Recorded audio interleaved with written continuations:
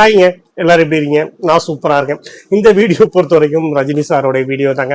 முந்தானத்தை பொறுத்த வரைக்கும் ஜெயம் ரவி மொத்த மீடியாவும் ஆக்கிரமிச்சிருந்தாரு. நேத்திக்கு ரஜினி சார் தான் ஃபுல் வீடியோவும் எல்லா மீடியாக்களும் அவரை மட்டுமே கவரேஜ் பண்ணியிருந்தாங்க. எல்லாருக்குமே உண்மை தெரிஞ்சிருந்தாலும் ரஜினி சார் சொன்னது மட்டும்தான் உண்மை அப்படிங்கிற மாதிரியா நியூஸ் பண்ணிட்டு இருந்தாங்க. அப்படிங்கிறது எல்லாருக்குமே தெரிஞ்சது. ரஜினி விஷயத்தில் எனக்கு மூணு விஷயங்கள் மட்டும் தான் உங்க கூட ஷேர் பண்ணணும் அப்படிங்கிற ஒரு எண்ணம். முதல் விஷயம், அவர் சொன்னது உண்மை ஒன்று. ரெண்டாவது, அவர் சொன்னது பொய். மூணாவது விஷயம் சிரிப்பாக வந்துச்சு.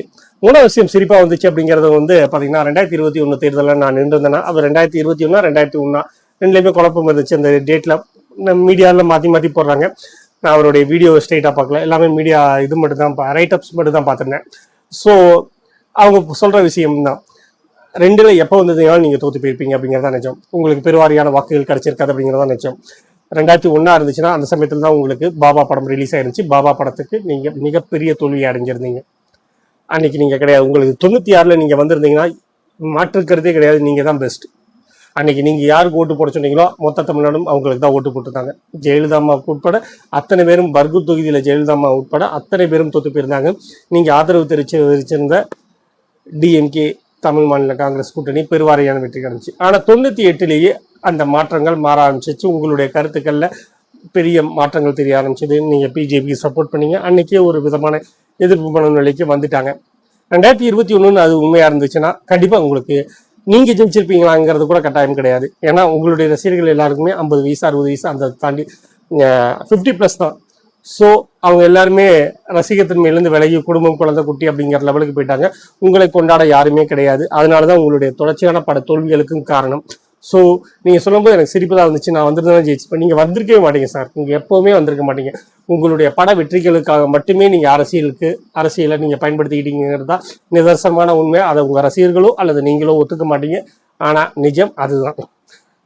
அதை நினைக்கும் போது எனக்கு சிரிப்பு தான் வந்துச்சு. நான் வந்திருந்தா 100% வெற்றி பெற்றிருப்பேன் அப்படின்னு சொல்றது. நீங்கள் வந்திருக்கணும் சார். வராமல் நீங்கள் என்ன கதை வேணாலும் பேசலாம். அன்னைக்கு நீங்கள் தகவல் சொன்னேன், நான் இவ்வளோ பேர்த்துக்கு நான் ஏன் அரசியலுக்கு வரல அப்படிங்கிறத பற்றி நான் இவ்வளோ விளக்கம் கொடுத்தேன் அப்படின்னு. நீங்கள் கொடுத்த விளக்கம் என்ன, எனக்கு உடல்நிலை சரியில்லை, நான் அரசியலுக்கு வந்துட்டு அதுக்கப்புறம் ஏதாவது ஒன்றுன்னா தொந்தரவாயிடுச்சுன்னா மக்களுக்கு மிகப்பெரிய இழப்பு. அப்படியெல்லாம் ஒன்றும் இழப்பெல்லாம் கிடையாது சார். யார் இருந்தாலும் யார் இல்லைனாலும் சரி, இந்த உலகம் இயங்கிட்டே தான் இருக்கும். சரிங்களா? நீங்கள் அதெல்லாம் காரணமே சொல்லாதீங்க. அதுக்கு நீங்கள் அப்படி சொல்லியிருந்தீங்கன்னா நீங்கள் நேரத்துக்கு நீங்கள் உங்கள் ஃபீல்ட்லேருந்து ரிட்டையர் ஆகிக்கணும். ஆனால் நீங்கள் அப்படி கிடையாது. முன்னை விட இப்போ ஸ்பீடாக ஓடிட்டு இருக்கீங்க. இன்னைக்கு முன்னாடியெல்லாம் நீங்கள் 2 வருஷத்துக்கு 3 வருஷத்துக்கு ஒரு படம் நடிச்சு கொடுத்துருந்தீங்க. அடுத்த படம் எப்போ நீங்கள் அறிவிப்பு கொடுப்பீங்க அப்படிங்கிறது மட்டுமே இதாக இருந்துச்சு. இப்போ அப்படி கிடையாது. ஜெயிலர் 2 இன்னும் படம் முடியல. கமல்ஹாசன் படம் ஒரு பேச்சுவார்த்தை போயிட்டு இருக்கு. கமலும் நீங்களும் சேர்ந்து நடிக்கிறதுக்கு ஒரு படம் போயிட்டு இருக்கு. ஸோ நீங்கள் தொடர்ச்சியாக பிஸியாக தான் இருந்துட்டு இருக்கீங்க. ஸோ முன்னை விட நீங்கள் ஹெல்த்தியாக இருக்கிற ஃபீல் தான் வருது. ஸோ நீங்கள் அரசியல் வர்றது தோல்வி பயமாக இருக்கலாம், அல்லது உங்களுடைய நண்பர்களை ஏற்று சண்டையிடுறதுக்கு உங்களுக்கு விருப்பம் இல்லாமல் இருக்கலாம். அப்படி தான் அதை ஏற்றுக்க முடியும். உங்களை எல்லாத்தையும் தாண்டி உங்களுடைய பட வெற்றிக்காக நீங்கள் ரசிகர்களை பயன்படுத்திக்கிட்டீங்க. அரசியல் வருகை அப்படிங்கிற வார்த்தையை பயன்படுத்திக்கிட்டீங்க. அவ்வளோதான் சொல்ல முடியும். ரெண்டாவது உண்மை, இதை நான் ஏற்றுக்கிறேன் சார். திமுக ஆதரவில் அதிமுக ஆட்சி அமைக்கிறதுக்கு நீங்கள் முன்னெடுத்தீங்க, அதற்கான செயல்முறைகளை முன்னெடுத்தீங்க அப்படிங்கிறத நாங்கள் யாருமே நம்பலை. அப்படி ஒரு வதந்தி வந்துச்சுன்னா கூட தெரியல. நீங்களாக தான் அதை சொல்லியிருக்கீங்க. நான் எந்த வகையிலும் நான் பார்க்கல. நீங்கள் அப்படி முன்னெடுத்திருக்க மாட்டீங்க. அந்த அளவுக்கு நீங்களே சொன்ன வார்த்தைகள் தான். அவ்வளவு தரங்கட்டவன் ரஜினி கிடையாது. நிச்சயமாக அப்படி கிடையாது. நீங்கள் நிச்சயமாக முன்னெடுத்திருக்கிறதுக்கான வாய்ப்புகள் கிடையாது. பட் இது எல்லாத்தையும் கூட விட்டுடலாம். ஆனால் நீங்கள் சொன்னீங்கல்ல, ரஜினி எனக்கு விஜய் மேலே எந்த விதமான பொறாமைகளும் இல்லை அப்படின்னு. நீங்கள் கண்ணு நிறைய பொறாமையோடு தான் சார் சொன்னீங்க. அந்த பொறாமை இயல்பானது. அதுக்காக நீங்கள் வருத்தப்பட வேண்டிய அவசியம் கிடையாது. நாம் யாருமே பெரிய மகான்களோ இல்லை, அதெல்லாம் கிடையாது.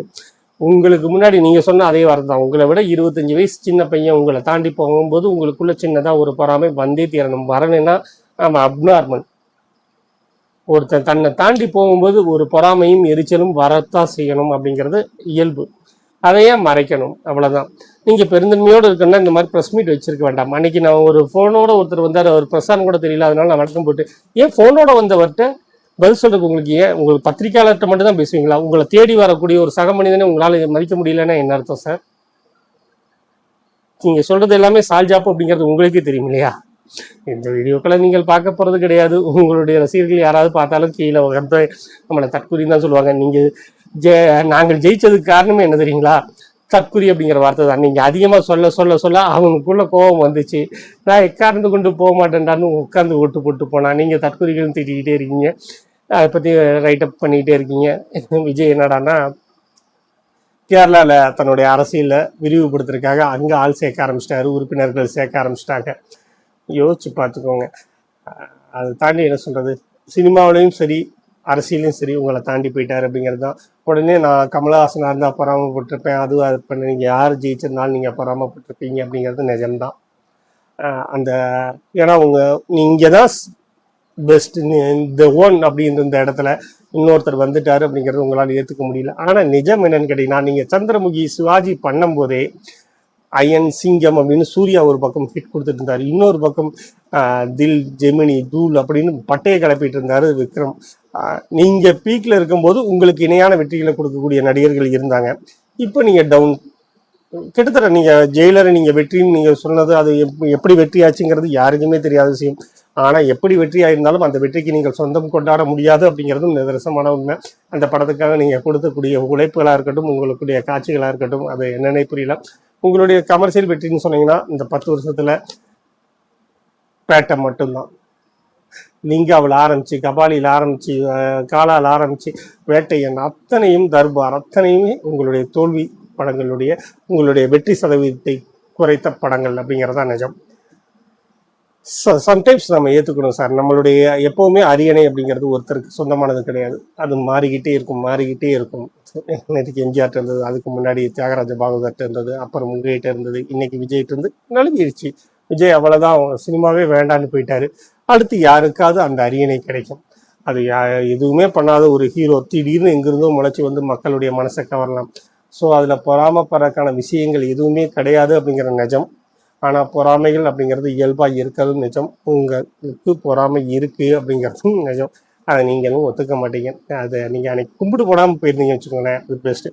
நான் எக்ஸ்தலத்தில் வாழ்த்து தெரிவிச்சிட்டேனே அப்படிங்கிறதெல்லாம், ஒரு முதலமைச்சருக்கு எக்ஸ்தலத்தில் யாராவது வாழ்த்து தெரிவிப்பாங்களா? ஒரு சாதாரண ஒரு மனுஷன் என்ன மாதிரி ஆட்கள் அதில் வாழ்த்து தெரிவிக்கலாம். ஏன்னா அவரை நம்ம சந்திக்கிறதுக்கு வாய்ப்புகள் கிடையாது.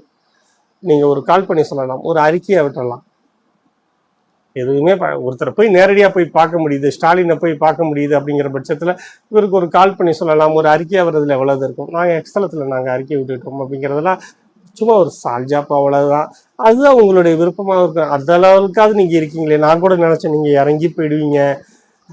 எப்பவுமே அதிகாரத்தின் பக்கமே சாயும் ரஜினிகாந்த் இந்த முறை விஜய் பக்கமும் சாய்ந்தார் அப்படிங்கிற மாதிரியான எண்ணமெல்லாம் இருந்துச்சு. பட் இப்போ வரைக்கும் நீங்கள் சாயலை, பட் சாய்வீங்க. ஏன்னா உங்களுக்கு அதிகாரம் அப்படிங்கிறது உங்கள் பக்கத்துலேயே இருக்கணும்னு ஆசைப்படக்கூடிய ஆள். நான் உங்களை அவதூறு பண்ணுறதுக்காகலாம் இல்லை, எனக்கு உண்மையிலே கஷ்டமாக இருக்குது. நாங்கள்லாம் சின்ன வயசில் ஒரு 5 வயசு 6 வயசாக இருக்கும்போது உங்களை கொண்டாடி திட்ட மனிதர்கள். பாஷாலாம் படம் பார்த்துட்டு ரஜினியை தவிர, ரஜினி தான் எங்களுக்கு சூப்பர்மேனாக இருந்துச்சு, அமெரிக்கா தான் உலகத்தையே காப்பாற்றுச்சின்னு நினச்சோம். ரெண்டுமே போய்ங்கிறது எங்களுக்கு இப்போ தான் தெரிய ஆரம்பிக்குது. சரி, ஓகேங்க, இன்னொரு வீடியோவில் சந்திப்போம். நன்றி, வணக்கம்.